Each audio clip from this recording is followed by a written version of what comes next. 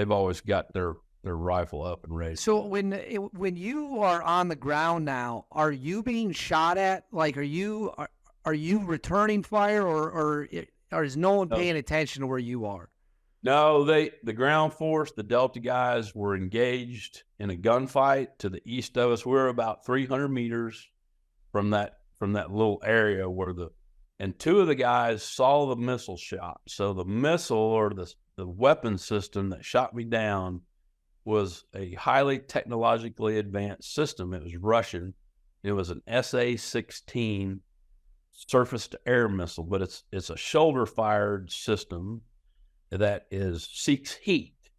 So they use it to shoot down jets and helicopters and things like that. It's designed specifically for aircraft. So it seeks that heat from the engine, and then when it gets close, it's got a proximity fuse. So that fuse will measure that distance to that heat source, and then it will explode. So it sends all these little fragments into that aircraft instead of, like an RPG or a rocket where it's just one projectile and it might hit and it might not. So that's why those systems are more effective against aircraft. It's like a shotgun blast. Boom. So, and it worked as advertised. So it had hit the engine, and the engine went out. But the guys on the ground were engaged, and so once I checked myself, I kind of undo my shoulder harness or my seatbelt, and I grabbed my rifle. I look over at my co-pilot and I said, "Hey, get your rifle and meet me over here," because on a armed gunship, you don't want to get in front of it in case a bullet goes off or a rocket goes off or whatever. So we always meet we use clock positions. So 3 o'clock, 9 o'clock, and we were both pretty jacked up. So I pointed, I said, "Meet me over here," instead of saying, "Meet me at 3 o'clock," like over here. Well, when he looked at me, he had blood all over his face. And I was like, "Oh no." And this fella, he was a junior. This is his first combat tour. He was brand new to the unit. And I'm like, "Welcome to B Company. Get your ass out now."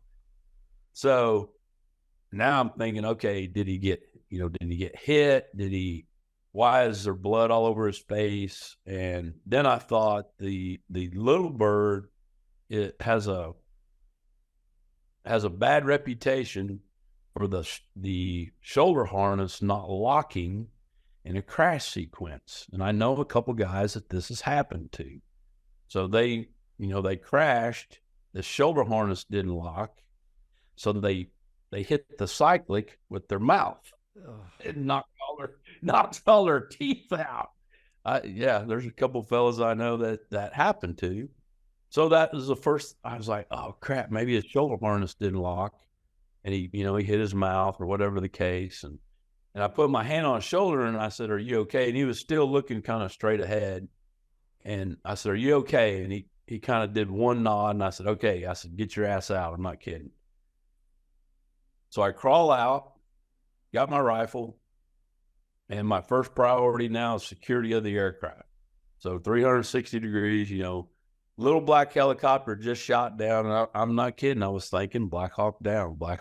Here we go. Daytime, black helicopter, bad things happen. So I attempt to stand up. I do stand up, and I took a step and I fell down. I go, So I stood back up, I took a step, and I fell. I did this 2 or 3 times. And the other AH, they had come back around to check us because the helicopter was fully engulfed in fire now. And he's like, "Yeah, he said, I came back to land because we hadn't seen you guys, and, we were trying to service targets for the ground force. And then we saw you crawl out." We're like, "Okay, they're good." And they they watched me. And later they were like, it was kind of funny, man. You look like a clown. You're up, he's down. He's up, he's down. He's up, he's down. What the heck's going on? Well, I thought my leg was broken. So about that third time I hit the ground, I just pulled my pant legs up and checking both of my legs and check my body again. And I'm like, okay. Well, what had happened is in that I compressed that L spine, and I got a stinger, and it just put my leg to sleep for a very short time. And so that's what was going on there.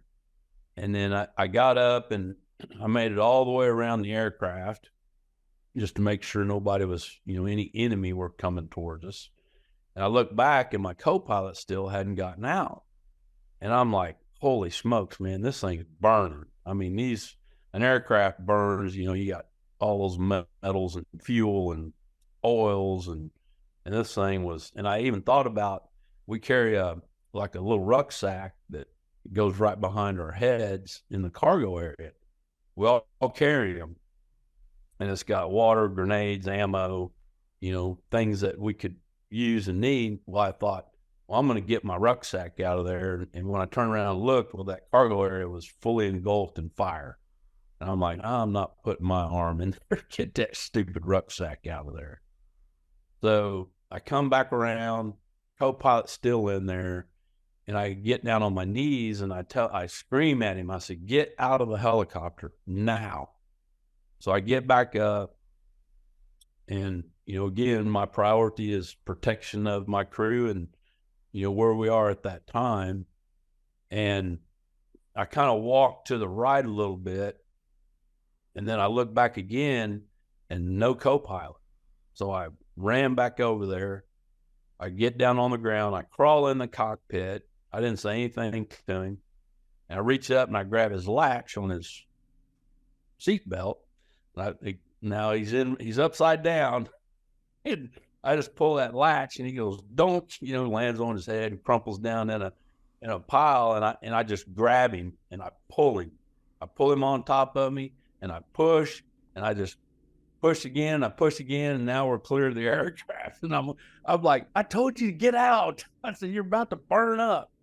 But that last time, his arm, the fire was just like rolling right there at his arm. And I mean, it was just, it was seconds away before it engulfed that cockpit.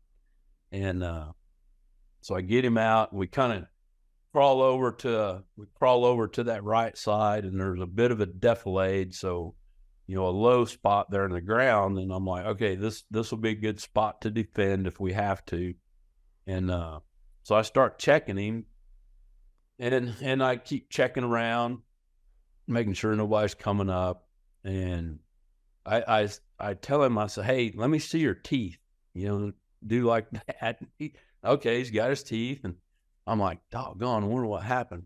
Because you don't want to tell somebody that, holy cow, man, you look really bad, because it'll send them another level of shock. And we're both in shock, and we're both busted up and beat up. So I told him, I said, stick out your tongue. And he had bit way through his tongue. I was like, oh, man. I said, okay. I said, you're going to be okay. I promise. And so we set up. I was looking to the north. I was up on a knee, and he was in a prone looking to the east. And I told him, I said, hey, if you see something or hear something, reach over and give me a squeeze, or tell me, hey, I got contact, 12 o'clock, whatever.